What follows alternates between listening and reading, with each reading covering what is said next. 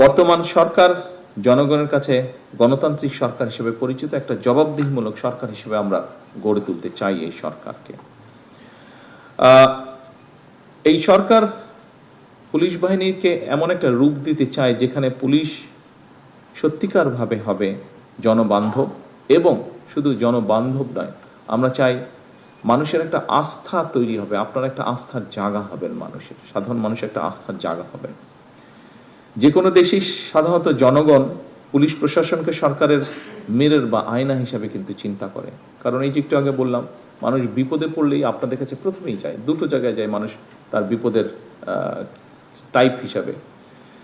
Medical সমস্যা হলে অবশ্যই ডাক্তারদের কাছে যায়, বাট আর যে কোনো বিপদের সময় পড়লে কিন্তু আপনাদের কাছে যায়, এবং আপনাদের যে রেসপন্সটা থাকে সেটার উপরেই কিন্তু অ্যাকচুয়ালি মানুষ প্রথমেই ধরে নেয় যে আচ্ছা সরকারটা কেমন।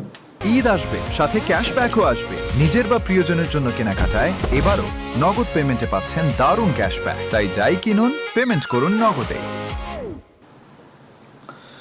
এবং সেজন্যই পুলিশ প্রশাসনকে সরকারের আয়না হিসেবে বিবেচনা করা হয়। সুতরাং পুলিশ প্রশাসন সফল হলে কার্যত সেটা সরকারের সফলতা হিসাবেই বিবেচিত হয়।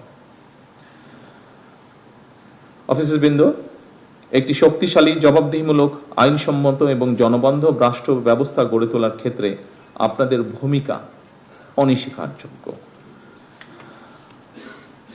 বর্তমান সরকার, গতকাল আমি বলেছি, এর আগেও বলেছি, মিনিস্টার সাহেব তার বক্তব্যে একটু আগে উল্লেখ করেছেন, সরকার দুর্নীতি, সন্ত্রাস এবং দুঃশাসনের বিরুদ্ধে আমরা আপোষ করতে চাই না, কম্প্রোমাইজ করতে চাই না। আমরা দুর্নীতি, সন্ত্রাস নিয়ন্ত্রণে অনেক সময় আমরা দেখেছি আপনাদেরকে একটা সমস্যার সম্মুখীন হতে হয়। পলিটিক্যাল পরিচয় বা পলিটিক্যাল আইডেন্টি, ইনফ্লুয়েন্সিয়াল আইডেন্টি, এরকম বিষয় আপনাদেরকে ফেস করতে হয়। আমি পরিষ্কারভাবে আপনাদের সামনে আজকের এই অনুষ্ঠানে বলতে চাই যে দুর্নীতি, সন্ত্রাস নিয়ন্ত্রণে ব্যক্তির রাজনৈতিক পরিচয় নয়। যে বা যারা অপরাধে লিপ্ত হবে তাকে আপনারা অপরাধী হিসেবেই বিবেচনা করবেন।